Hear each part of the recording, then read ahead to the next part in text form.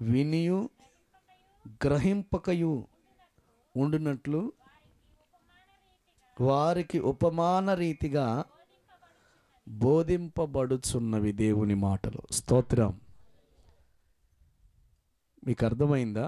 కొంతమంది విని వినకయు, చూచి చూడకయు వారు గ్రహింపకుండా ఉన్నారట కొందరు. కానీ వారితో చెప్తున్నాడు, మీరు చాలా ధన్యులని చెప్తున్నాడు. ఎందుకంటే వాళ్ళకి అట్లా ఉంది, కానీ మీకు అట్లా కాదు. మీకు వివరంగా చెప్పాలని ప్రభు నిర్ణయించుకున్నాడు. స్తోత్రం. ఇక ప్రియులరా, ఇక్కడ విషయాన్ని మనం గమనిస్తే దేవుని రాజ్య మర్మము ఏంటిది? నరేష్ వాళ్ళ ఇంటి దగ్గర దేవుని వాక్యాన్ని చెప్తూ ఆ రోజు రాత్రి ప్రభు చెప్పిన మాట, సేవకులు భూమి మీద దేవుని చేత ఏర్పరచబడిన సేవకుల యొక్క పని ఏంటంటే దేవుని మాటలను వెదజల్లుతున్నారు. దేవుడు వారికి ఇచ్చిన బాధ్యత విత్తనాలను పొలములో చల్లమన్నాడు అంతే. ఆ విత్తనాలు ఏంటంటే దేవుని వాక్యం. దేవుని వాక్యమును వెదజల్లమన్నాడు. ఇలా శబ్దయంత్రాల ద్వారా కానీ, సోషల్ మీడియా ద్వారా కానీ, కరపత్రాల ద్వారా కానీ ఏదో ఒక రీతిగా విత్తనం అంటే వాక్యము విత్తబడాలి. దేవుడు అందునిమిత్తమే తన సేవకులుగా ఎక్కడెక్కడో ఏ ప్రాంతములలో ముక్కు ముఖాలు ఒకరికి ఒకరికి తెలియనటువంటి మనుషులను తీసుకొచ్చి మన ప్రాంతాలలో మన మధ్యలలో నిలబెట్టి తన మాటను ప్రకటించుకుంటా ఉన్నాడు. ఎందుకు అంటే దేవుని రాజ్యమును గురించిన మర్మాలు వాళ్ళకి తెలియాలి అని. మనిషి భూమి మీదకి ఏదో పని లేకుండా రాలే. వింటున్నారా? జతపరచబడ్డ భార్యాభర్తలు ఇద్దరూ ఏదో సరదాగా ఏకమైతే వారికి మనం పుట్టలే. దేవుని ప్రణాళికలో మనం ఉండి కలిగాం. ఆయన ప్రణాళికలో మనం ఉన్నాం. మనం ఈ భూమి మీదకు రావడానికి మనం ఒక కారణంతో వచ్చాం. ఆయన పోలికలో ఆయన చేతుల ద్వారా నిర్మించబడ్డాం. మనం దేవుని యొక్క ఉద్దేశాన్ని బట్టి భూమి మీదకి వచ్చాం. ఇక్కడికి వచ్చిన మనకి ఆ రాజ్య మర్మాలు తెలియాలని దేవుడే తన సేవకుల ద్వారా విత్తనాలను అనగా దేవుని వాక్యాన్ని ఇలాగా ప్రకటిస్తూ ఉన్నాడు. ఇంతకీ వీళ్ళు విత్తనాలు ఎందుకు విత్తుతున్నారంటే, దేవుని వాక్యాన్ని ఎందుకు బోధిస్తున్నారంటే అక్కడ మనం కొంచెం విన్నాం నరేష్ వాళ్ళ కుటుంబం దగ్గర. ఈ రాత్రి మరికొంచెం వినటానికి ప్రయత్నం చేద్దాం. నాకు దేవుడిచ్చిన పని, నాలాంటి సేవకులకు సేవకురాళ్లకు అనేక మంది స్వార్థికులకు దేవుడిచ్చిన పని ఏంటంటే మధ్యాకాశపు విందు జరగబోతూ ఉంది. ఉత్సవము, పండగ, 7 సంవత్సరాల పండగ అక్కడ జరగబోతూ ఉంది మధ్యాకాశంలో. ఎక్కడ?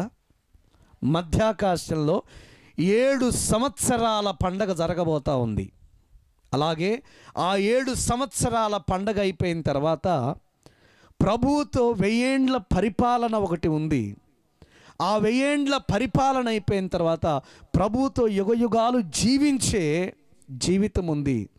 ఆ మర్మమును గురించి చెప్పటానికి దేవుడు మమ్మలను ఎక్కడెక్కడ ఉండాలనో తీసుకొచ్చి ఇక్కడ పెట్టాడు. Praise the lord. హల్లెలూయా. నేను మొదటి నుంచి దేవుని ఆత్మచేత నమ్మి నేను విశ్వసించేది ఏంటో తెలుసా? బైబిల్ గ్రంథంలో ఒక మాట రాయబడి ఉంది, ఆయన సంకల్పము చొప్పున పిలువబడిన వారికి సమస్తము మేలు కలుగుటకు సమకూడి జరుగుతుందంట. దేవుడు సమస్తాన్ని సమకూర్చి జరిగిస్తూ ఉన్నాడు అంతే. హల్లెలూయా.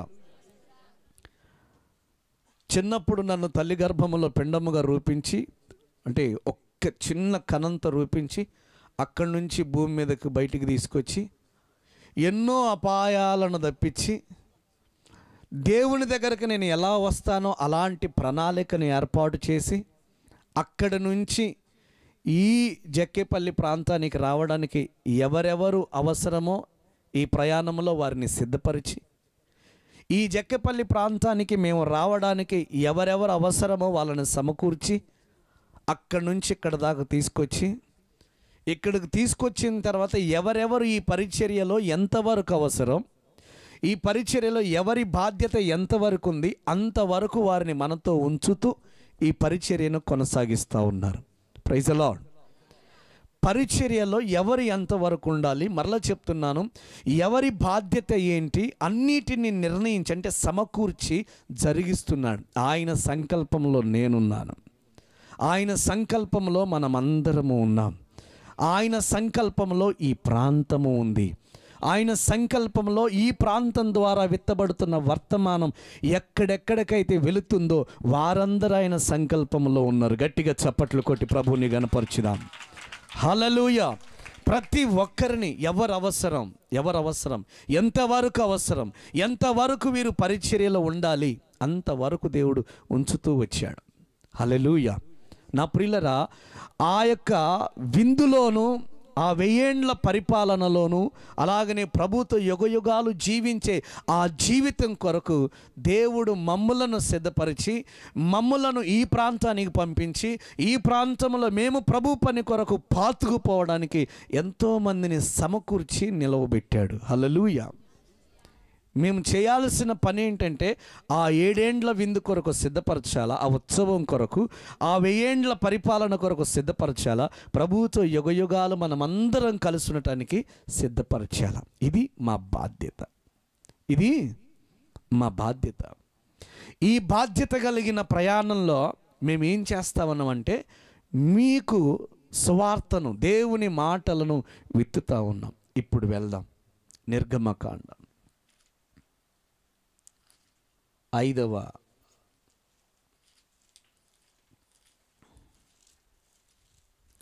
అధ్యాయం మనం గమనించినట్లయితే 5వ అధ్యాయం 1వ వచనం నుంచి చదవండి 5వ వచనం వరకు. తరువాత మోషే అహరోనులు వచ్చి ఫరోను చూచి, ఇశ్రాయేలుల దేవుడైన యెహోవా అరణ్యంలో నాకు ఉత్సవము చేయుటకు పోనిమ్మని దేవుడట మోషేకి చెప్పిన మాట మోషేకి చెప్పి, ఎక్కడో తన మామ మందను మేపుకుంటున్న మోషేతో చెప్పి ఎక్కడికి పంపించాడు? ఐగుప్తుకు పంపించాడు. ఐగుప్తులో ఉన్నటువంటి ప్రజలను ఎక్కడికి నడిపించాలా? వాగ్దాన భూమికి నడిపించాలా, అరణ్యంలో ఉత్సవము చేయాల. Praise the Lord. చాలా జాగ్రత్తగా వినండి. మనకి చివరికి వెళుతున్న కొలది నెక్స్ట్ ఏంటి అని ఆసక్తికరంగా ఉండబోతా ఉంది. హల్లెలూయా. మనం ఒక దేవుని మాట ప్రవచనాత్మకంగా మాట్లాడుతుంటే నెక్స్ట్ నా గురించి మాట్లాడతాడని మనం ఎదురు చూసినట్లుగా ఈ రాత్రి మీరు అలా ఉండబోతా ఉన్నారు. Praise the Lord. ఇప్పుడు గమనిస్తే ఉత్సవము చేయడానికి వెళ్ళాలా, దేవుడు పంపించమన్నాడు. ఎవరితో చెప్తున్నాడు మోషే అంటే? ఫరోతో చెప్తున్నాడు.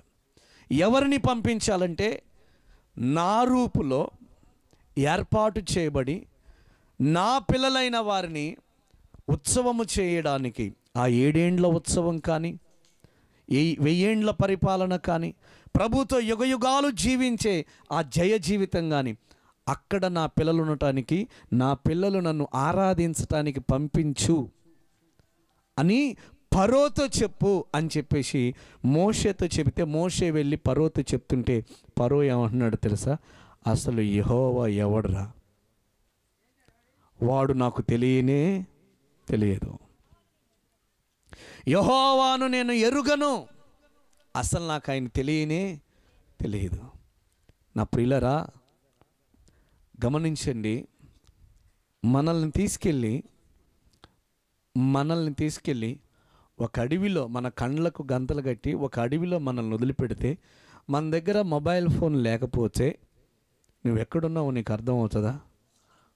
చెప్పండి గట్టిగా. మన దగ్గర ఉన్న ఊర్లలోనే, మనకు దగ్గర ఉన్న ఊర్లలోనే, లేదా మనకు దగ్గర ఉన్నటువంటి ఏదైనా చిన్నపాటి ఫారెస్ట్లో మనల్ని అడవిలో మనల్ని వదిలిపెడితే మనకు తెలుస్తుందా? మనిషి భూమి మీదకి వచ్చినటువంటి మనిషికి దేవుడెవరో తెలియదు గనుక ఆ దేవుడెవరో చెప్పి ఆ దేవునిని ఆరాధించటానికి, ఆ దేవునితో 1000 ఏండ్ల పరిపాలనలో ఉండటానికి, ఆ దేవునితో 7 సంవత్సరాలు మధ్యాకాశంలో విందు చేయటానికి, ఆ దేవునితో యుగయుగాలు బ్రతకడానికి దేవుడు ఏం చేస్తున్నాడంటే తన సేవకులను పంపించి చెప్పిస్తూ ఉన్నాడు. చెప్పిస్తా ఉంటుంటే చాలామంది చెప్పే మాట ఏంటి తెలుసా? దేవుడు ఎవరు? ఎవరికి దేవుడు? ఎక్కడి నుంచి వచ్చిన దేవుడు అని మాట్లాడుతూ ఉన్నారు. ఫరో అంటున్నాడు, యెహోవా ఎవరో నాకు తెలియదు. యెహోవా ఎవరో నాకు తెలియదు. నెక్స్ట్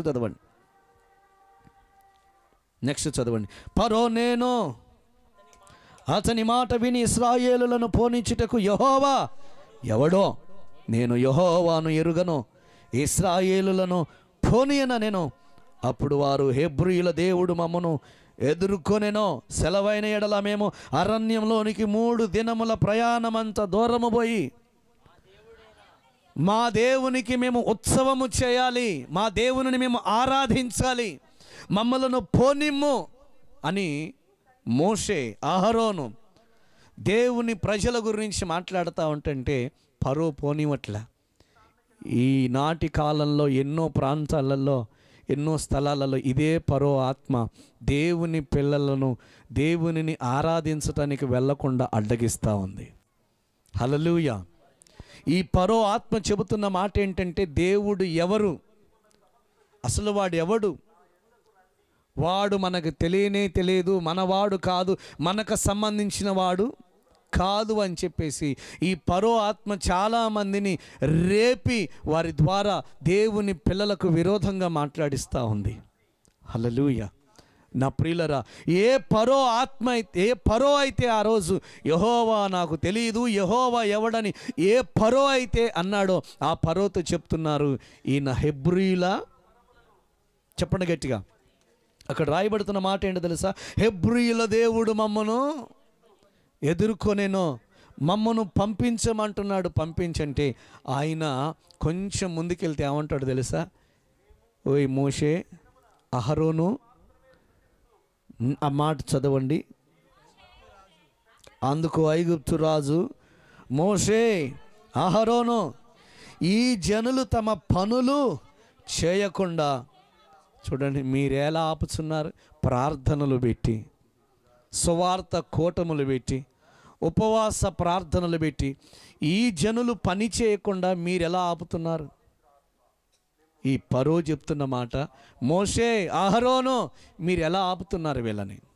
నెక్స్ట్, మీ బరువులు మోయుటకు పొండనెను. ఇప్పుడు విస్తరించి ఉన్నది, వారు తమ బరువులను విడిచి తీరికగా ఉండునట్లు.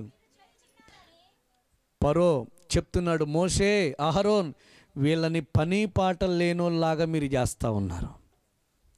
దేవుడిని ఆరాధించటానికి వెళ్ళాలని చెప్పేసి వీళ్ళ పనులను వదిలిపెట్టించి, వీళ్ళ బరువులను వదిలిపెట్టించి మీరు అక్కడికి ఉత్సవము చేయటానికి తీసుకొని వెళ్ళాలని అంటున్నారు. ఫరో చెప్తున్న మాట మోషే, అహరోనులతో. వింటున్నారా? మీకు అర్థమవుతుందా? ఈరోజు చాలామంది మాట్లాడే మాట ఇదే. ప్రార్థనకి వెళ్తే ఏమొస్తుంది? మీ పాస్టర్ గారికి పని లేదు, లేదా ఆ దేవుని గురించి ప్రకటించే వాళ్ళకు పని లేక జోలె కట్టుకొని వస్తూ ఉన్నారు. వింటున్నారా? వాళ్ళకి పని లేక ఏ పని పాట చేతగాక ముందుకు వస్తాం. నిజంగా ఒక మాట గమనిస్తే మన మధ్యలోనికి జాయింట్ కలెక్టర్ గారు వచ్చారు. ఆయన పని లేనోడా? పని చేయటం రానోడా? చెప్పండి. పని చేయటం రానోడా? పని చేయలేనోడా?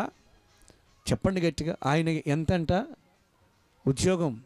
ఆయనకు ఉద్యోగం ఏంటి? Joint collector. ఆయనకు ఒక రోజుకి 5,000 రూపాయలు. ఆ చొప్పున లెక్కేయండి, సంవత్సరానికి 1,50,000. అటువంటి వ్యక్తి తన ఉద్యోగాన్ని వదిలిపెట్టి ఏమయ్యాడు? ప్రభు సేవకు వచ్చాడు. ఒక ఛాంపియన్, ఫుట్బాల్ ఛాంపియన్, అద్భుతమైన ఆటగాడు, దేశం తరపున అద్భుతమైన ఆట ఆడి అనేక దేశాల మీద జయాన్ని పొంది తన దేశానికి పతాకాన్ని, తన దేశానికి ఓ ఉన్నతమైన బహుమానాన్ని తీసుకొచ్చిన వ్యక్తి అదే స్టేడియంలో ఆ యొక్క ఆటను వదిలిపెట్టి దేవుని పని కొరకు, ఆత్మల సంపాదన కొరకు ప్రయాణం చేశాడు. పనిలేనుడా, చాలామంది మాట ఇదే. ఈ ఇత్రో మామను మేపుతున్నటువంటి మోషే పనిలేనుడా, చక్కగా చేయటానికి పని ఉంది, కానీ దేవుడు పిలిచాడు, నీవు నా ప్రజలను విడిపించడానికి వెళ్ళు, ఐగుప్తుకు వెళ్ళు, ఆ ఐగుప్తులో ఉన్న ప్రజలను వాగ్దాన దేశానికి నడిపించన్నాడు. స్తోత్రం. ఇక్కడ చెబుతున్నాడు ఫరో, ఏమంటున్నాడు ఫరో? మీరు వాళ్ళని పనులు చేయకుండా అడ్డుపడుతున్నారు, వాళ్ళని బరువులు మోయకుండా ఆపుతున్నారు. చూడండి ప్రభు ఏమన్నాడు తెలుసా? ప్రయాసపడి భారము మోసుకొనుచున్న సమస్త జనులారా నా యొద్దకు రండి, నేను మీకేమిస్తా? మీ భారము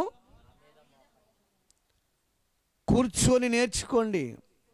మీ భారం నా మీద మోపి కూర్చొని నేర్చుకోండి. నా కాడి సులువైంది, తేలికైంది, నా దగ్గర కూర్చొని నేర్చుకోండి అని ప్రభువు చెప్తుంటే ఫరో ఆత్మ చెప్తుందంటే, మీరు బరువులు ఎందుకు దించారు, మీరు బరువు ఎందుకు మోయరని ఫరో ఆత్మ చెప్తుంది. అంటే నీకు రోగం ఎట్లనే ఉండాలా, నీ కుటుంబ సమస్యలు ఎట్లనే ఉండాలా, నువ్వు అప్పుల పాలైపోవాలా, భార్యాభర్తల మధ్య సంతోషం వద్దు, మీ పిల్లలు మీ మాట వినొద్దు, ఇష్టానుసారంగా.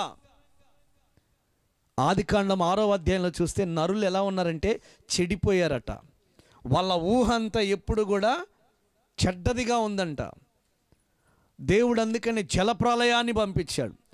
చెడిపోయింది వాళ్ళ ఊహ అంతా, వాళ్ళ ఆలోచన అంతా చెడిపోయింది. అందుకని దేవుడట జలప్రలయాన్ని పంపించాడట. నా ప్రియులరా, గమనిస్తే ఈ ఫరో ఏం చేస్తున్నాడంటే దేవుని ప్రజల్ని దేవుణ్ణి ఆరాధించటానికి వెళ్లకుండా అడ్డగిస్తున్నాడు. దేవునికి కానుక ఇవ్వకుండా, దేవునికి బలర్పించకుండా, దేవునికి ప్రార్థన చేయకుండా, దేవుని సన్నిధిలో గడపకుండా అడ్డగిస్తూ ఉన్నాడు. ఇవి చాలా ప్రాంతాలలో జరుగుతూ ఉన్నాయి. భర్త రాని ఇట్లా, భార్య రాని ఇట్లా, పిల్లలు రాని ఇట్లా, తల్లిదండ్రులు రాని ఇట్లా, ఎంతోమందిని కులం అనేటటువంటి కట్లు పెట్టి చాలామందిని ప్రభువుని ఆరాధించడానికి రానివ్వటలే. అర్థమవుతుందండి ప్రభు వేదన? రానివ్వట్లే. ఈ ఫరో అనేటటువంటి వ్యక్తి మోషే అహరోను గురించి చెప్తున్నాడు, మీరు వాళ్ళని పనులు చేయకుండా ఆపుతున్నారు, సోమరులను చేస్తున్నారు, వాళ్ళ బరువులను మీరు దించాలని అనుకున్నారు, లేదు వాళ్ళ బరువులు వాళ్ళు మోయాల్సిందే అని ఫరో ఏం చేసాడు తెలుసా? వారు ఈ సేవకుల మాట ఏంటంటే చదవండి. మరియు ఫరో, ఇదిగో ఈ జనము ఇప్పుడు విస్తరించి ఉన్నది, వారు తమ బరువులను విడిచి తీరికగా నుండినట్లు మీరు చేయించున్నారని వారితో నేను ఆ దినమున ఫరో ప్రజలపైనున్న కార్య వియామ వారి నాయకులకు ఆజ్ఞాపించాడు. ఏమన్నాడు తెలుసా? ఇంకా వాళ్ళ భారాన్ని ఎక్కువ చేయండి. ఇటుకలు చేయటానికి ఇంతకుముందు మీరు గడ్డి ఇచ్చేది, ఇప్పుడు ఆ గడ్డి ఇవ్వద్దు. వాళ్ళే వెళ్ళి గడ్డి ఎక్కడ దొరుకుతుందో ఆ గడ్డిని తెచ్చుకొని వాళ్ళే ఇటుకలు తయారు చేయాలి. ఎట్లా చేయాలో తెలుసా? ఆ ఇటుకలు మనం గడ్డిచ్చినప్పుడు ఒకవేళ రోజు ఒక మనిషి 100 ఇటుకలు చేస్తే మళ్ళా వాడు గడ్డి తెచ్చుకున్నదే 100 ఇటుకలు చేయాలి. ఒక్క ఇటుక తక్కువైనా కానీ వాళ్ళని భయంకరంగా శిక్షించండి అని ఆయన ఇంకా బరువుని రెట్టింపు చేశాడు. స్తోత్రం కలుగును గాక. నా ప్రియులరా, ఈ వర్తమానం నేను మీకు ఎందుకు చెప్తున్నాను తెలుసా?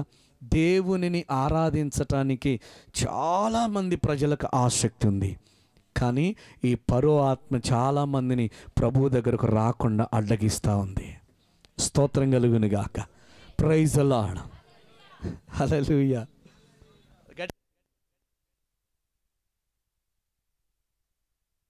వాడి కట్లు తెగిపోవాలి యేసునామం వల్ల. హల్లెలూయా. దేవునికి స్తోత్రం కలుగును గాక. యోర్దాను ఎదురైనా ఎర్ర సంద్రము పొంగి పొర్లినా, యోర్దాను ఎదురైనా ఎర్ర సంద్రము పొంగి పొర్లినా,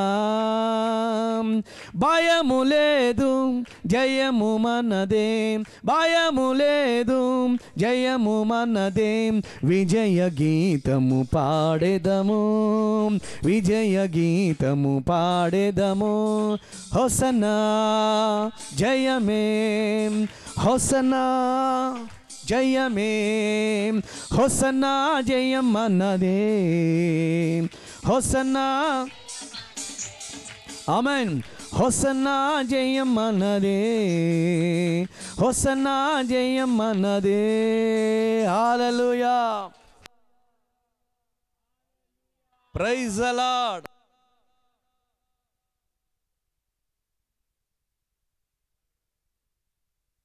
హల్లెలూయా, దేవునికి స్తోత్రం. ఈ ఫరో ఏమంటున్నాడు? మీ గడ్డి మీరే తెచ్చుకోండి, మీరు ఎప్పటిలాగని ఇటుకలు అంటే ఆ భారాన్ని ఎక్కువ ఇంకాస్త ముందుకెళ్తే వారన్న ఇటుకలు వారు సరిగా చేయలేకపోయారట. చేయకపోయేసరికి అందులో కొందరు ఏమన్నారంటే, ఫరో గారు మాది తప్పు అయిపోయింది, మోషే మాట అహరోను మాట అనవసరంగా విని మేము వాళ్ళెమ్మడిబడి వెళ్ళిపోయాం, ఫరో గారు మాది తప్పు అయిపోయిందని కొందరంటే, కొందరేమో మోషే దగ్గరికి అహరోను దగ్గరికి వచ్చి ఏమన్నారంటే, మమ్మల్ని సంపాలని వచ్చారా మా దగ్గరికి, మమ్మల్ని బాధ పెట్టడానికి వచ్చారా మీరు, ప్రభుని ఆరాధించడానికి వెళ్ళాలి, మా ప్రజలను పోనివ్వమంటే ఫరో ఏమో మా మీద కఠినమైన పనులు పెడతా ఉన్నాడు, ఎక్కువ భారాన్ని పెడతాను, ఇప్పటికే మేము మోయలేక చస్తా ఉంటుంటే మరలా మీ వల్ల ఇంకాస్త కొన్ని ఎక్కువైపోయినాయని సేవకులతో చెప్తుంటే, సేవకులు ప్రభు తట్టు తిరిగి, ఏంటి ప్రభువా ఇది, ఈ ప్రజలని 7 ఏండ్ల విందుకు తీసుకురమ్మన్నావు, ఈ ప్రజలని 1000 ఏండ్ల పరిపాలన చూడాలన్నావు, ఈ ప్రజల నిత్యత్వంలో నీతో పాటు యుగయుగాలు బ్రతకాలన్నావు, ఇక్కడ వాతావరణం చూస్తే ఎట్లుంది, సేవకుల మీదే తిరుగుబాటు చేసే పరిస్థితి కనబడుతుంది. నువ్వు నీ ప్రజలను ఆరాధించటానికి, ఉత్సవం చేయడానికి, తీసుకుపోవడానికి నీ సేవకులను పంపించాను, మేము కూడా ఎమ్మటే అయిపోద్దను, మేము కూడా ఎమ్మడబడి వస్తే ఇది ఎమ్మటే అయ్యేటట్టేమి కనపట్టాలే, ఇది ఎమ్మటే జరిగేటట్టు ఏం కనపట్టాలే అని చెప్పేసి వాళ్ళకి వినబడిన మాటలను బట్టి ప్రభు దగ్గర చెప్తా ఉన్నారు. స్తోత్రం కలుగును గాక. కానీ అద్భుతం ఏంటో తెలుసా, ఆ మనిషి ఫరో అనేటటువంటి మనిషి లొంగేదాకా దేవుడు ఆ మనిషిని వదిలిపెట్టలే. గట్టిగా స్తోత్రం చెప్దాం. హల్లెలూయా. కారణం ఏంటంటే, మోషే అహరోనుకి దేవుడు చెప్పిన మాట ఒకటైతే, ఆ దేవునికి వీరు చేసే ప్రార్థన ఒకటి వీరిని ఐగుప్తులో నుంచి బయటికి తీసుకుని వెళ్ళింది. గట్టిగా చప్పట్లు కొట్టి ప్రభుని స్తుతిద్దాం. హల్లెలూయా. మాట ఏ మాట? ఓల్డ్ మాట, కానీ ఇది చాలా గోల్డ్ మాట. హల్లెలూయా. మీరు గతం నుండి విన్నారు, కానీ మీ కుటుంబాలలో కూడా ఇలాంటి పరిస్థితులు ఉన్నాయి. అందుకని ప్రభు అంటున్నాడు, ఈ ఫరో ఆత్మ ఈ రోజుతో సమాధి చేయబడాలి. గట్టిగా స్తోత్రం చెప్దాం, గట్టిగా స్తోత్రం చెప్దాం. ఒకవేళ అదో ఇదో అడ్డు చెబితే, ఫరోకి ప్రభు ఏం చేశాడు? మోషేని దేవునిగా చూపించాడట. ఫరోకి ప్రభు ఏం చేశాడంటే చొక్కలు చూపించాడట. ఒక మాట చెప్పాలంటే, పట్టపగలే మోషే నీ దేవుడు ఎవరో తెలియదని యెహోవా ఎవడు అన్నాను, ఇప్పుడు నాకు అర్థమైంది నీ దేవుడు ఎవరు. పైన ఆకాశం అందే కానీ, భూమి అందే కానీ, భూమి క్రింద నీళ్ళ అందే కానీ నీ దేవుడు తప్ప మరొక దేవుడు. అయ్యా, ఈ బాధలు మేము భరించలేం, వెళ్ళండి, మీ దేవునిని మీరు వెళ్ళి సేవించండి, ఆరాధించండి, మీరు వెళ్ళి నన్ను దీవించండి, నన్ను మాత్రం శపించదు, నన్ను దీవించండి, ఏం కావాలో అవి తీసుకుపోండి. హల్లెలూయా, ప్రైజ్ ది లార్డ్. ఇప్పుడు చూడండి, అపోస్తల కార్యం 12వ అధ్యాయము.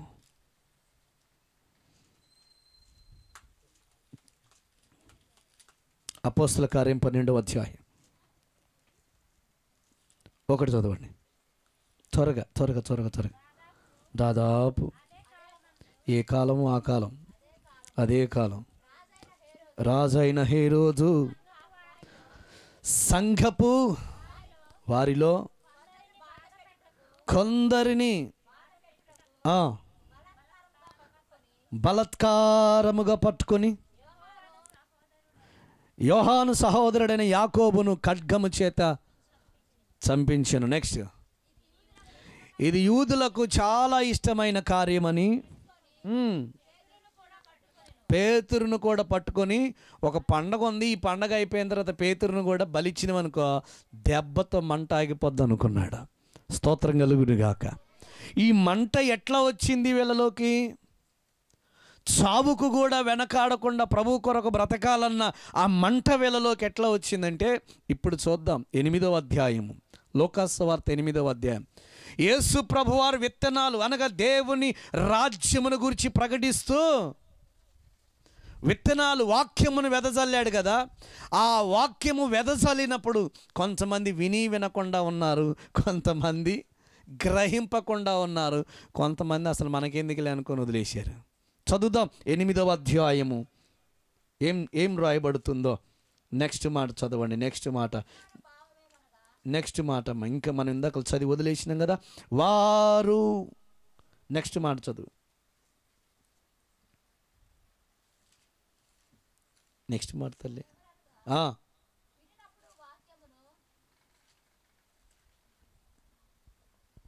కరెక్ట్గా చదువుతున్నావా?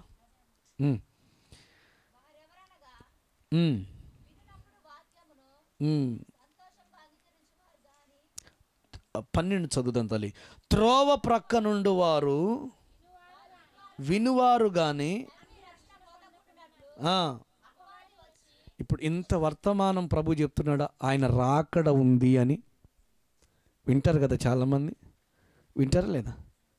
చాలామంది వింటారు. ఇక్కడ కూర్చున్న వాళ్ళు కానీ ఎక్కడున్న వాళ్ళు అయినా కాసేపు అయినా ఇట్లా మనసు పెడతారు కదా.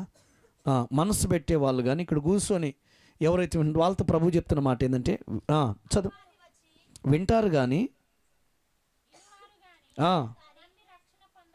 వారు నమ్మి రక్షణ పొందకుండానట్లు ఈ అపవాది అనేవాడు అక్కడ పరోని ప్రేరేపించి ఆరాధించటానికి ఏ రీతిగానైతే పోకుండా అడ్డుపడ్డాడో, అడ్డుపడిన వ్యక్తిని ప్రభు ఎలా మార్చుకొని ప్రభు ప్రజలను ఆరాధించడానికి ఎలా పంపించాడు. ఇక్కడ కూడా ఆ విత్తనమును విత్తుతున్నప్పుడు అపవాది ఏం చేస్తాడంటే వారి హృదయంలో ఉన్న విత్తనాలని ఎత్తుకుని పోతాడు. ఎందుకంటే వీడు రక్షణ పొందకూడదు.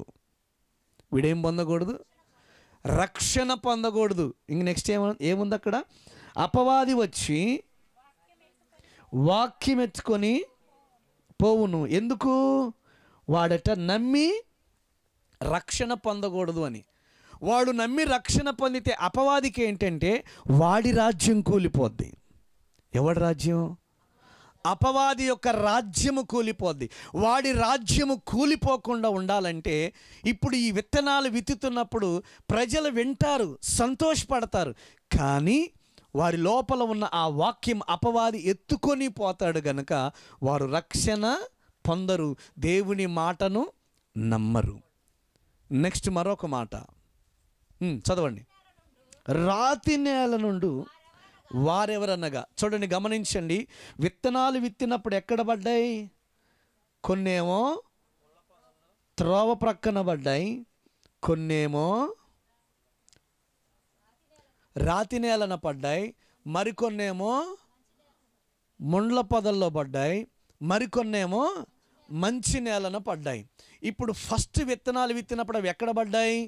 త్రోవ ప్రక్కన పడ్డాయి. త్రోవ ప్రక్కన పడి అంటే వాళ్ళు వింటున్నారు, అక్కడక్కడ కూర్చొని వాక్యం వింటున్నారు. వాక్యము వినే వాళ్ళలో అపవాది పని చేస్తాడు. ఎందుకంటే వీళ్ళకి వాక్యం అనేటటువంటిది వాళ్ళ లోపలికి వెళుతుంటే వీళ్ళు ఎక్కడ బాగుపడతారో, వీళ్ళలో ఉన్న భారం, వీళ్ళలో ఉన్న బరువు, వీళ్ళలో ఉన్న శోధనలు, వీళ్ళలో ఉన్న ఆర్థిక ఇబ్బందులు ఎక్కడ దూరం అయిపోతాయో, వీళ్ళు ఎక్కడ సంతోషంగా ఉంటారో, వీళ్ళెక్కడ నరకానికి దూరమై పరలోకానికి చేరతారో అని అపవాది వాళ్ళ హృదయాలలో వాక్యం అనేది లేకుండా తీసుకొని పోతాడు. కనుక వాళ్ళు నమ్మరు, కనుక వాళ్ళు రక్షణ పొందరు. వాళ్ళకి అది తెలియదు. అపవాది మన హృదయంలో నుండి వాక్యం తీసుకొని పోయాడని తెలియదు. నెక్స్ట్ మాట చదివితే,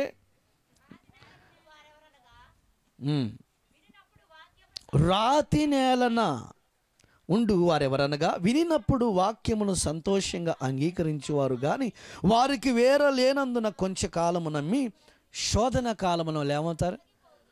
పాస్టర్ గారు బాగా వాక్యం చెప్తారండి, నిజంగా మాటలు నమ్మశక్యంగా ఉన్నాయి, నిజంగా ఆ దేవుడు చాలా గొప్పవాడు అని చెప్పేసి చాలామంది భావించి చాలా సంతోషపడతారు. ఇంత మంచి మాటలు, ఇంత మంచి వాక్యం చాలా అద్భుతంగా ఉంది అని చాలా సంతోషపడతారు. కానీ వాళ్ళ జీవితంలోకి ఏదైనా సమస్య రాగానే, ఏదైనా కష్టం రాగానే వాళ్ళు ఏమవుతారు? నెక్స్ట్ చెప్పబడుతుంది అక్కడ ఎందుకు వాళ్ళు వెళ్ళిపోతారట? వారికి వేరు లేనందున రాతి మీద పడ్డ నేలకి, రాతి మీద పడినటువంటి విత్తనానికి ఏముండదు, వేరు ఉండదు. వేరు లేనందున ఈ శోధన కాలములో వాళ్ళు ఏమంటారట? కొంచెం కాలము నమ్మి శోధన కాలమున వెనకకి వెళ్ళిపోతారు. అంటే అపవాది వీళ్ళని నిలబడనీయదు ప్రభువులో. వీళ్ళకి 7 ఏండ్ల విందులో పాలిపంపులు లేకుండా, 1000 ఏండ్ల పాలనలో పాలిపంపులు లేకుండా, ప్రభుతో యుగయుగాలు జీవించే ఆ జీవితం వాళ్ళకి రాకుండా అపవాది ఏం చేస్తాడంటే వాళ్ళని శోధనలోనికి తీసుకుని వెళ్తాడు. అది గ్రహించక ఆ శోధన కాలముల నిజదేవుణ్ణి వదిలిపెట్టి వెళ్ళిపోతారు. నెక్స్ట్ 3వ రకం,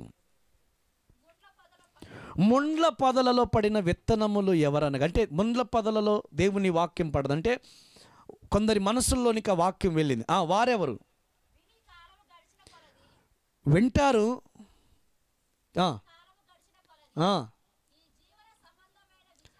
ఈ జీవన సంబంధమైన విచారాలు అంటే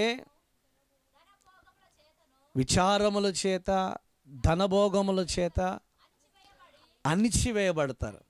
అంటే ఈ పరో ఆత్మ ఏదైతే ఉందో ఆ పరో ఆత్మ వీళ్ళని పని పాటలు లేకుండా దిప్పుతున్న వంట చూసినవా?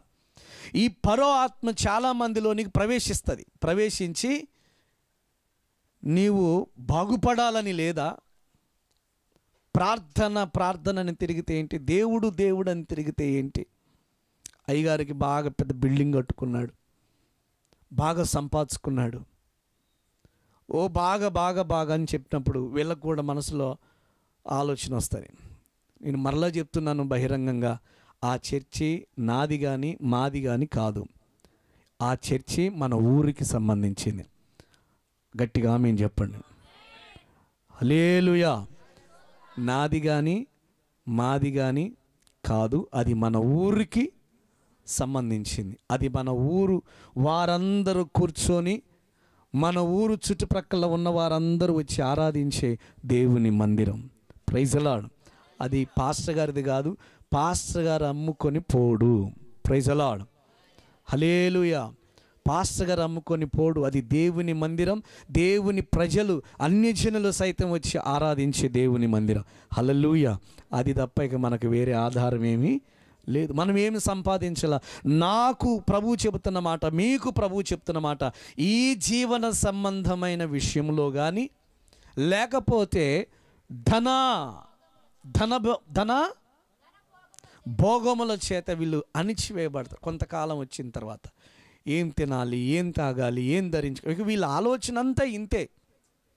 కొంతకాలం బాగానే ఉంటారు, వీళ్ళ ఆలోచన ఎట్లా, వీళ్ళకి తెలియకుండానే అపవాది వీళ్ళలో ఈ లోకం మీద ఆశను కలగజేస్తాడు. ఈరోజు నేను ప్రార్థన చేస్తూ ఉంటుంటే ఒకరు అనుకోకుండా ఒక మాట పలికారు, ఈ లోకంలో ఏమీ లేదు నాయనా అని.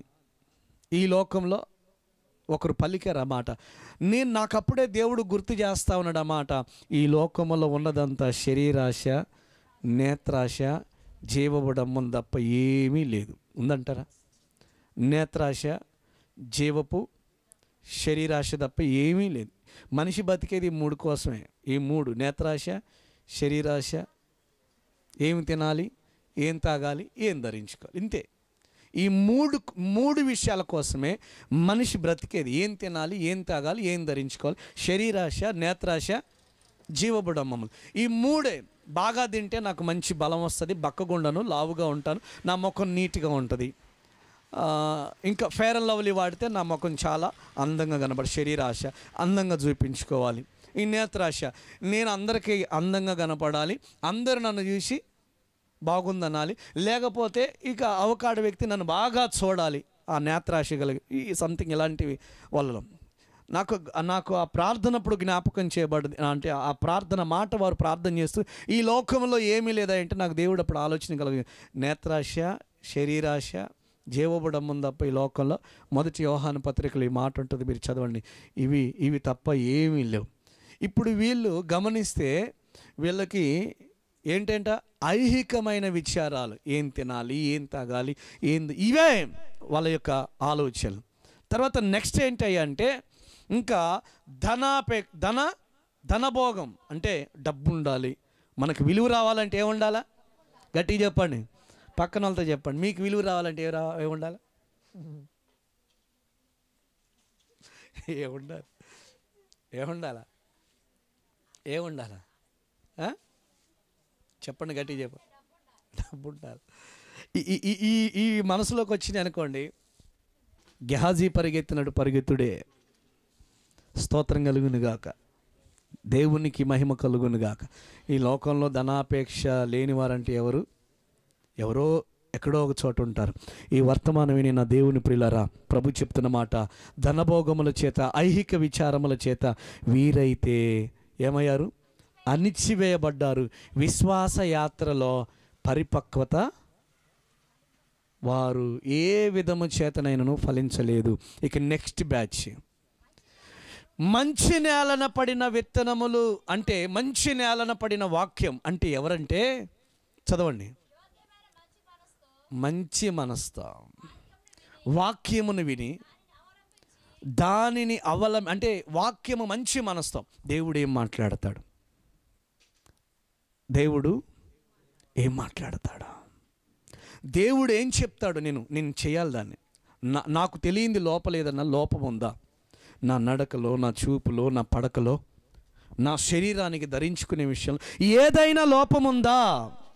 ఉంటే నేను సరి చేసుకోవాలి అని యోగ్యమైన మంచి మనస్సుతో వాక్యమును విని అవలంబించాలి. ఓపికతో ప్రభు మీ ప్రార్థన ఆలకిస్తాడు, మీ సమస్యలు తీరతాయంటే మనం కొన్నిసార్లు ఏమో వదరగొడతా ఉంటాం. కొన్నిసార్లు ఇక పాస్టర్ గారికి చెప్పేం సుఖంలే, విశ్వాసకి చెప్పేం సుఖంలే అని మళ్ళీ వెనక్కి పోయి పాస్టర్ గారు అంతే చెప్తారు. కానీ మన ప్రయత్నం గాల్లో దీపం పెట్టి దేవుడా అంటే దేవుడు ఏం చేస్తాడు? ముళ్ళుతోనే. నాకు సంబంధించిన ఒక వ్యక్తి మా అమ్మ విషయంలో అదే చెప్పింది. ఒరే, ముళ్ళుతోనే తీయాలరా, మీ అమ్మకి శాతబడి చేశారు కనుక మీ అమ్మ చర్చికి పోవచ్చు, మీ అమ్మ రక్షణ తీసుకోవచ్చు, మీ అమ్మ మతం మారుండొచ్చు, కానీ ముళ్ళుతోనే తీయాలంటే చచ్చిపోయే మూమెంట్లో అన్ని తతంగాలు చేసి చాలా బాధ పెట్టానని నేను ఇప్పుడు అనుకుంటున్నాను. Praise the Lord. చాలామంది ఇంతే కదా, పాస్టర్ గారు అంతే చెప్తాడు, ప్రార్థన చేస్తే రోగం పోద్ది, ప్రార్థన చేస్తే దెయ్యాలు పోతాయి. వీటన్నిటికంటే ముఖ్యమైనది ఏంటంటే నిత్య జీవం పోతారు వాళ్ళు. హల్లెలూయా. ప్రభు కొరకు బ్రతికితే 7 ఏండ్ల విందు, 1000 ఏండ్ల పరిపాలన ప్రభుతో యుగయుగాలు జీవిస్తారు. ఆ జయ జీవితాన్ని పొందటానికే ఈ ఉపమానాలు, ఈ మాటలు, ఈ వాక్యము, ఇన్ని గంటలు నిలబడ్డం, ఇంత గొంతును ఇంత అరిసి చెప్పడం, ఇదంతా మిమ్మల్ని ఎక్కడికి తీసుకెళ్ళాలా? చెప్పండి, గట్టి చెప్పండి. ఆయనతో పాటు బ్రతకడానికి. గట్టిగా చెప్పట్లు కూడా ప్రభుని మహింపరచుదాం. నెక్స్ట్ మాట చదువు అమ్మా. ఆ మాట మళ్ళీ ఒకసారి చదువు తల్లి.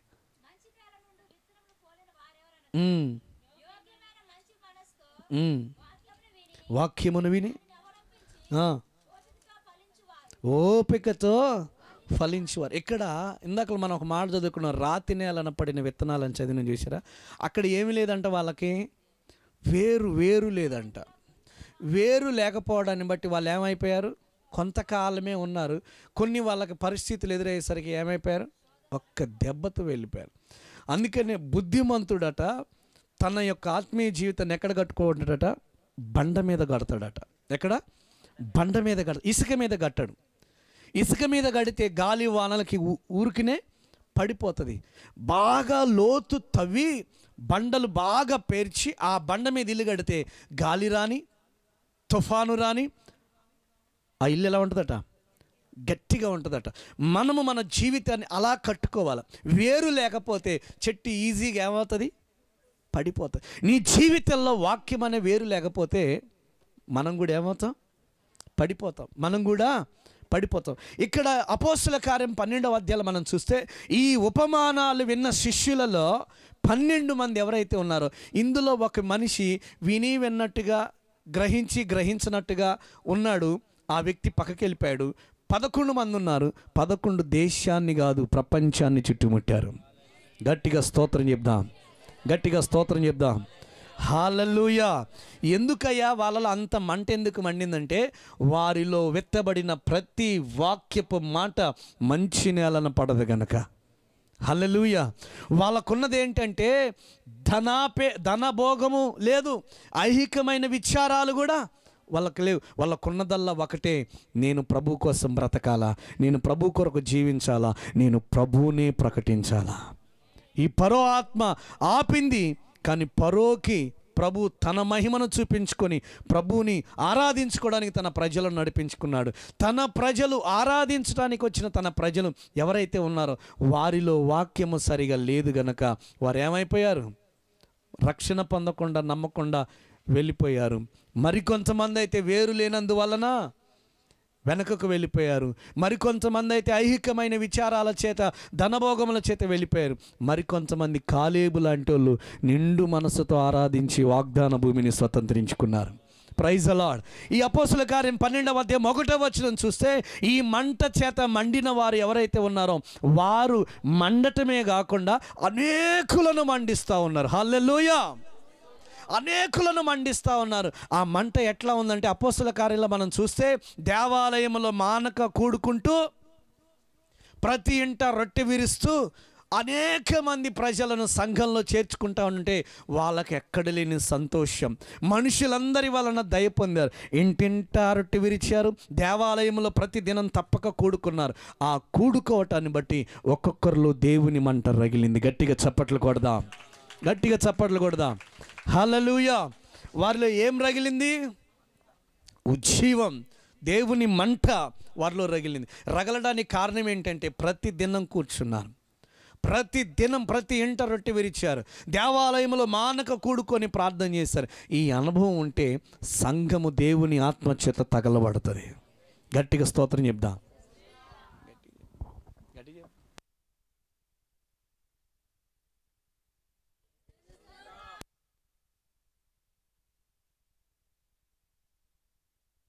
మరొకసారి గట్టిగా చెప్పండి.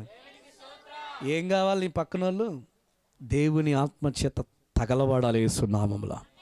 నీ పక్కన ఉన్న వాళ్ళు దేవుని ఆత్మచేత మండాలా. ఆమేన్. ఆ సంఘం అలా ఇంటింట కూడుకున్నారు, దేవాలయంలో కూడుకున్నారు కనుకనే సంఘము మండింది. ఆ మంటలో నుంచి వచ్చిన వాళ్ళు చావును కూడా లెక్క చేయకుండా అడు చస్తున్నారా అంటే ఇటు సువార్త ఆపల. ఎందుకు తెలుసా? అక్కడ మండిన మంట అటాంటిదే. Praise the lord. హల్లెలూయా. అరే ఎక్కడో సువార్త చెప్తుంటే చంపుతున్నారట, ఇక్కడ సువార్త ఆపేసి ఉరుకుదామని లేదు వాళ్ళకి. ఎక్కడ చంపని ఇక్కడ చంపని, బ్రతుకుట క్రీస్తే చావైతే అని బ్రతికారు వాళ్ళు. యాకోబుని చంపితే మిగతా వాళ్ళను కూడా చంపాలని పరుగులు తీస్తూ ఉంటుంటే భయంతో ఉన్నప్పటికీ వారందరూ చేసింది ఏంటంటే ప్రార్థన. హల్లెలూయా.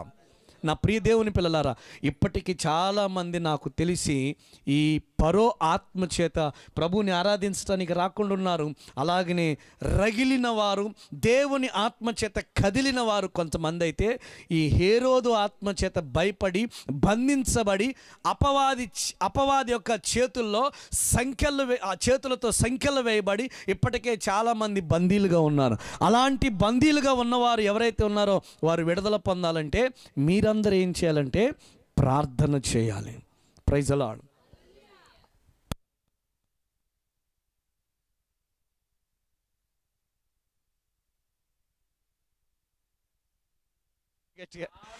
హల్లెలూయా. అరే చెప్పరాదండి. ఆమేన్. ఏం చేయాలి? మనం మండించాలా. ఎవరెవరు బంధించబడ్డారో వారందరిని మరలా ఏం చేయాలా? గట్టి చెప్పండి. రగిలించబడ్డ వాళ్ళను పట్టుకున్నప్పటికే చాలా. ఏం పట్టుకున్నాడు తెలుసా? ఒకప్పుడు శరీరానికి అందం అవసరం లేదు, కానీ ఇప్పుడు అన్నీ ఇక్కడది ఇక్కడ ఇవన్నీ అన్నీ పట్టుకున్నాడు వాడు. వాళ్ళు విడిపించబడాలి యేసు నామములో. గట్టిగా చెప్పండి, గట్టిగా చెప్పండి. ఒకప్పుడు ఒకరికి వెళ్ళి చూడాలంటే భయపడిన వాళ్ళు ఇప్పుడు తరచుగా సొల్లు గారిందా చూస్తారు. వాళ్ళు విడిపించబడాలి యేసునామములో. గట్టిగా చెప్పండి. ఈ హేరోదు ఆత్మ పట్టిందట్లా వీళ్ళని సావు దాకా తీసుకుపోతుంది. అందుకని మీ ప్రార్థన, ఈ ఉపవాస ప్రార్థన ఏంటి తెలుసా? ఈ ప్రవచనాత్మకమైన సందేశం ఏంటంటే వారు మీ ప్రార్థన ద్వారా విడిపించబడబోతున్నారు. గట్టిగా చెప్పండి. పరిచర్య చేసి ఏదో అలసిపోయినట్లుగా మధ్యలో బ్రేక్లు వేసారు కొంతమంది. ఆ బ్రేక్లు వేసిన వాళ్ళని కొన్ని పట్టుకున్నాయి ఈ హేరోదు ఆత్మలు, ఈ దెయ్యపాత్మలు పట్టుకున్నాయి. అవి వాళ్ళకి తెలియదు. చాలామంది సేవకులను పట్టుకున్నాయి, ఉరికారు. ఇక చెప్తారు, వెనకటప్పుడు తెల్లగొర్ర ఎక్కిన నేను, ఆ గుర్రం కాదు, ఇప్పుడు ఎక్కువ యేసునామములో, ఇప్పుడు నుంచి ఎక్కాలి యేసునామములో. గట్టిగా చెప్పండి. పక్కన వాళ్ళతో చెప్పండి. ఈ హేరోదు ఆత్మ ఆ రోజు యాకోబుని శిరచ్ఛేదనం చేయగానే పేతురులో ఏ విధమైన భయం లేదు. పేతురును కూడా ఆర్పాలని చూస్తే పేతురు నిబ్బరంగా ఉన్నాడు. కానీ సంఘము పేతురు కొరకు అత్యాశక్తితో ప్రార్థన చేసి, మీ ప్రార్థన, ఈ ఉపవాస ప్రార్థన ఏం చేస్తుందంటే వారు ఏ పరిస్థితుల్లో ఉండి బంధించబడ్డా ఆ బంధకాలన్నిటి నుంచి విడిపించబోతా ఉంది. ఐగుప్తు నుంచి ఫరో చేతుల్లో నుంచి విడిపించిన అదే దేవుని ఆత్మ ఈ హేరోదు నుంచి కూడా విడిపించింది. గట్టిగా చప్పట్లు కొట్టి ప్రభువుని స్తుతిద్దాం. హల్లెలూయా. ఇంతకీ మీ కుటుంబాలలో ఏ రకాలైనటువంటి బంధకాలు మిమ్మల్ని బంధించాయో నాకు తెలియదు, కానీ ఆ బంధకాలు విడుదల కలగాల. పలకండి యేసునామములో. ఏం కలగాల? మీరు కళ్ళు మూసుకొని గుర్తు చేసుకొని చెప్పండి. తాగుడనే బంధకం నన్ను బంధించింది, యేసునామములో తొలగిపోనుగాక. చెప్పండి కళ్ళు మూసుకొని. టీవీ అనేది నన్ను బంధించింది, యేసునామములో టీవీ పగిలిపోనుగాక. చెప్పండి.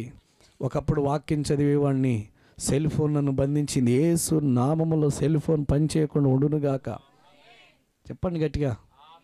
ఆమేన్. ఒకప్పుడు నా కన్నులు దేవుని దర్శనాలు చూడాలని ఆశపడిన కళ్ళు ఇప్పుడు ఏమైనాయి? లోకం అంతటిని చూడాలని ఆశపడతాను. ఈ కన్నులు దర్శనములు చూచుటకు, దేవుని మార్గాలు చూచుటకు తెరవబడునుగాక. చెప్పండి. ఇలాంటివి చెప్పండి. మీరు అందరూ నాకెళ్ళి చూస్తున్నారు కదా, నాకు అర్థమైంది. అందుకని మీరు ఇట్టు హల్లెలూయా కళ్ళు మూసుకొని చెప్పండి అందరూ, లైవ్లో ఉన్నవాళ్ళు చెప్పండి. చెడు చూడకు. ఇప్పుడు వద్దులేదు, మన కళ్ళు మూసుకొని చెప్దాం. ఏం బంధించినాయి మిమ్మల్ని? ఏం బంధించినాయి?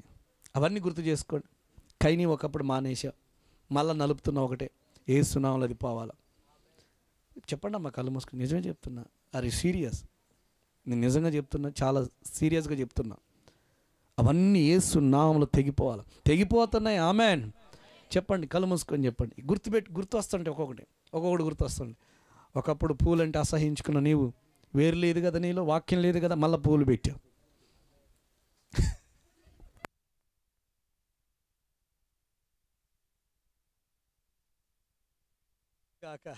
చెప్పండి. అట్లా చెప్పండి. కళ్ళు మూసుకొని చెప్పండి. ఒకప్పుడు చెప్పండి గట్టిగా. ప్రేమ చూపించటంలో ముందున్నా, సహాయం చేయటంలో ముందున్నా, కానీ ఇప్పుడు లేవు. ఒకప్పుడు ఆసక్తి, మందిరం అంటే ఆసక్తి, సేవకుల సహవాసం ఆసక్తి, ఇప్పుడు లేవు.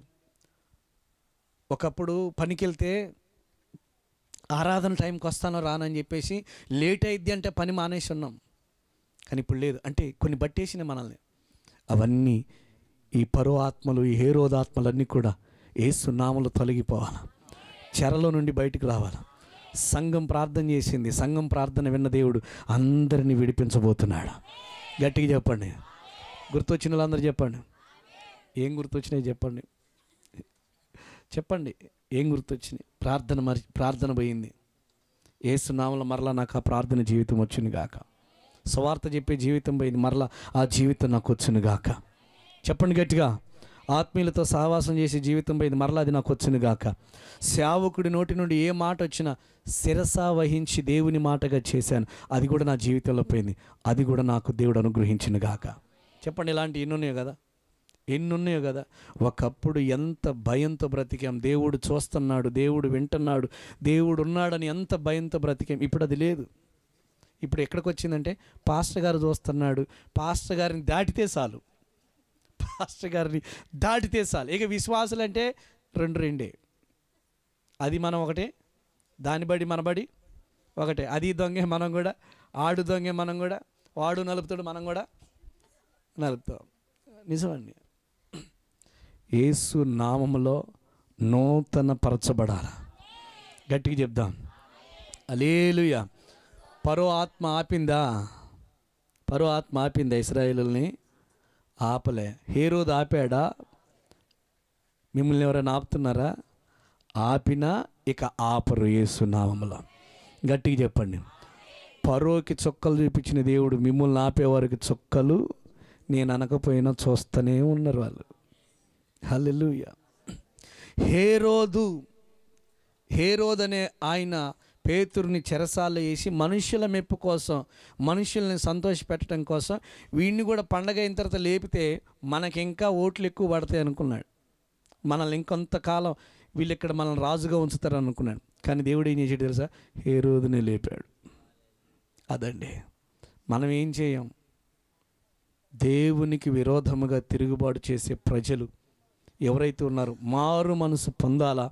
మారు మనసు పొందకపోతే మనమేమనం? నాశనాన్ని కోరం, వినాశనాన్ని కోరం. వారు ఏదో నష్టపోవాలని కోరుకోం. కానీ దేవుడు చూస్తాడు, సమయం ఇస్తాడు, ఓపిక పడతాడు. విన్నారా, మారారా, ఓకే. లేకపోతే హింసించాలి అని చూస్తే పౌలుని ఏం చేశాడు ప్రభు? ఏం చేశాడు? ఆ దర్శనానికి గనక లొంగకపోతే ఇక జీవితకాలం మంగమ్మ ఇక్కడే ఉన్నవా, నువ్వేలా మంగమ్మ అనాల్సి వచ్చేది. అవునండి, గుడ్డివాడ ఎడలేదా? కళ్ళు లేకుండా గుడ్డితనంతో తిరిగాడట. లొంగకపోతే కళ్ళు వచ్చేవి. అది ఈ రాత్రి ప్రభు చెప్తున్న మాట. నిన్ను ఎవరు అడ్డగిస్తున్నారు, ఇంకా ఎవరెవరు అడ్డగిస్తూ ఉన్నారు, ఆ కట్లన్నీ తెగిపోతున్నాయి. గట్టిగా చెప్దాం, గట్టిగా చెప్దాం. హల్లెలూయా. ఆ ప్రతి కట్లు తెగిపోవటమే కాకుండా మీ మీద మోపబడిన బరువులన్నీ దించబడతా ఉన్నాయి. Praise the Lord. దేవుడు చెప్తున్న మాట, మనము ఆ 7 ఏండ్ల విందులోనికి వెళ్ళబోతా ఉన్నాం. సంవత్సరాలు ఏమి లేవు, తక్కువ కాలంలోనే ఉంది. 7 ఏండ్ల విందులోనికి ప్రభుతో ఉన్నవారే వెళ్ళబోతున్నారు. మిగతా వాళ్ళు 7 సంవత్సరాలు ఇక్కడ ఏగలు తోలుకోరు, పొలాలు వేసుకోరు. ఏం చేస్తారు మరి? ఏం చేస్తారు అనుకున్నాను? భయంకరమైన శ్రమలు, భయంకరమైన శ్రమలు. మిడత మీకు తెలుసా? చూసారా? ఫైనల్ మాట. మిడత మీకు తెలుసా? ఎట్లుంటుంది మిడత? ఎట్లుంటుంది మిడత? రంగు కాదమ్మా, చూశారు కదా మీరు. ఆ మిడతకి తేలు చూశారా మీరు? తేలు దాని వెనక ఏముంటుంది? దాంట్లో ఏముంటుంది? అది కుడితే మనకేమైంది? భయంకరమైన నొప్పి అట. ఎంత అంటే దాన్ని చెప్పలేము మనం, అంత నొప్పి. ఇక్కడ మిడతలు ఉంటాయి. ఈ 7 ఏండ్ల విందు పైన భయంకరంగా మామూలు ఆనందం కాదు. ఇక్కడ డీజే దగ్గర వేసినంత కూడా ఉండదు ఆడ. అక్కడ మామూలు ఆనందం కాదు. ఇంత ఆనందం నేను మిస్ అయ్యానని కిందుండోడు ఏడవాల. నిజం. ఇక్కడ డ్యాన్స్లు వేసి అక్కడ ఆనందాన్ని నేను పోగొట్టుకున్నా అని ఏడవాల. వింటున్నారా? అక్కడ తెల్లటి వస్త్రాలు వేసుకొని ప్రభువుని ఆరాధిస్తుంటే, ఓరు భగవంతుడా, ఇక్కడ నేను రంగురంగు వస్త్రాలు వేసి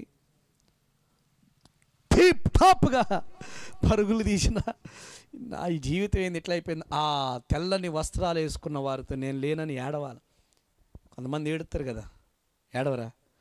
వాళ్ళకి డబుల్ బెడ్రూమ్ వచ్చింది, మాకు మాకే రావాలి అని ఏడవలే? కొంతమంది ఏడవలే? చెప్పండి అమ్మా.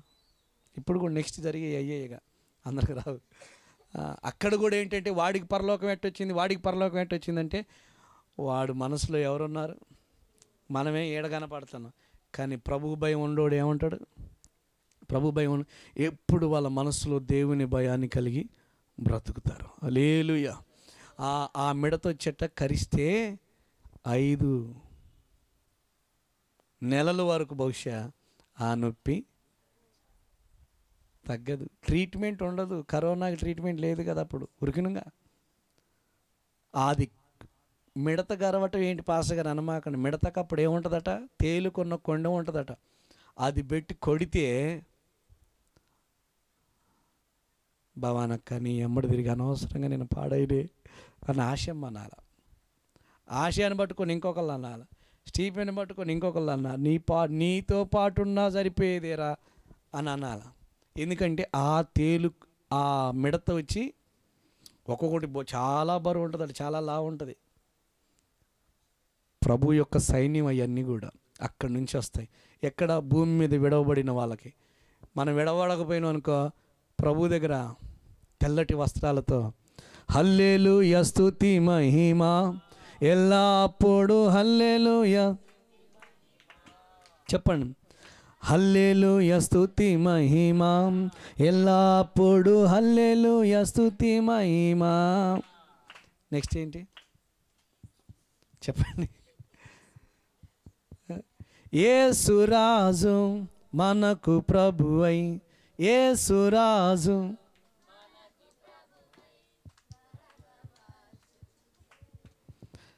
హోసన్నా జయమే, హోసన్నా జయం మనదే, హోసన్నా. ఎంతమందికి ఆ మిడత కొడితే ఒకసారి చూడాలని ఉంది? అమ్మా కావాలా? కావాలా వద్దా? నేను అన్నంత మాత్రం మిమ్మల్ని కొట్టదులే, కానీ అసలు ఆ 7 ఏళ్ళ శ్రమ కాలంలో మనం ఇక్కడ ఉండొద్దు, మనం ఆ విందులో ఉండాలి. అసలు మనకి ఇక్కడ వద్దు, అక్కడ ఉండాలి. ఎక్కడ? ఎక్కడ? ఎక్కడ చెప్పండి గట్టిగా. అమ్మో ఎక్కడ ఉండాలా? 7 ఏండ్ల మధ్యాకాశపు విందులో మనము. హల్లెలూయా. మధ్యాకాశములో పరిశుద్ధుల విందులో పాలు నొందెదము. మనం అందరం ఏమవుతాం? అక్కడ ఒక క్రొత్త కీర్తన మనం ప్రభుని గురించి పాడుతాం. దేవునికి స్తోత్రం కలుగును గాక. గట్టిగా చెప్దాం, హల్లెలూయా, హల్లెలూయా. దేవునికి మహిమ కలుగును గాక. మంచిది ప్రియులారా, ఈ మాటను బట్టి మీకు ప్రభు జ్ఞాపకం చేసే మాట ఏంటంటే, ఈ సంఘ ప్రార్థన ఏదైతే ఉందో పరో ఆత్మని, హేరోదాత్మని తొలగించింది. ఎవరు ఏ విధమైన కట్లతో బంధించబడ్డారో నిజంగా చెప్తున్నాను, వారు విడిపించబడుతున్నారు. హల్లెలూయా. ఇది అద్భుతంగా మన యొక్క సంఘంలో జరగటం చూస్తూ ఉన్నాం. ఎవరెవరు ఆగిపోయారో ప్రభు వారిని నడిపించటం మనం చూస్తాం. ఎవరిని రానివ్వకుండా అడ్డుపడుతున్నారో వారే వచ్చి సాక్ష్యము చెప్పే దినాలు రాబోతున్నాయి. అది ప్రభు జరిగించబోతున్నారు.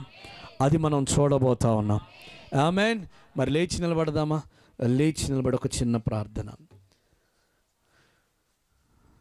నిన్ను ఏవి బంధించాయో అవి తెగిపోతున్నాయి. ఏవి నిన్ను ఆత్మీయంగా బలపరచబడకుండా అడ్డుపడుతున్నాయో అవన్నీ నీకు దూరం కాబోతా ఉన్నాయి. అది మనిషి అయినా అంతే, మరి ఇంకేదైనా కానీ, ఫోన్ కానీ, టీవీ కానీ, అది ఏదైనా. స్తోత్రం. అందరం కలిసి చిన్న ప్రార్థన చేద్దాం. అద్భుతమైన మాట. సంఘ ప్రార్థన. రగిలిన వ్యక్తులను ఆ మంట ఆర్పడానికి హేరోదు పట్టుకున్నాడు, కానీ సంఘము చేసిన ప్రార్థన రగిలిన ఆ వ్యక్తులను ఇంకా రగిలించింది. ఆ చెరసాలలో నుండి వారిని బయటికి తీసుకొచ్చింది. వారిని బట్టి కొన్ని వేల మంది, లక్షల మంది ప్రజలు దేవుని ఆత్మతో రగిలారు. నీ ప్రార్థన, మన ప్రార్థన, ఈ ప్రాంతము దేవుని ఆత్మతో రగలాల. గొప్ప ఉజ్జీవం ఈ జక్కపల్లి ప్రాంతంలో ప్రతి కుటుంబంలో మనం చూడాలి. ఎక్కడ చూసినా కుటుంబ ప్రార్థనలు జరగాల. వారు వ్యక్తిగతంగా ప్రార్థనలు చేస్తూ ఉండాలి. భార్య, భర్తలు, పిల్లలు, వారి కుటుంబ సభ్యులందరూ ప్రార్థన. ఏం చేస్తున్నారంటే కుటుంబ ప్రార్థన. మేము కుటుంబ ప్రార్థన చేసుకుంటున్నాం అందరము కలిసి. మీరు ఎక్కడున్నారు? ఆదివారం ప్రభు మందిరంలో ఉన్నా. ఎక్కడున్నాం? సువార్త కూటంలో ఉన్నా. ఏంటి ధనభోగం లేదా? ఐహికమైన విచారాలు పోయినాయా? అవును పోయినాయి. ఈ లోకంలో ఏమీ లేదు.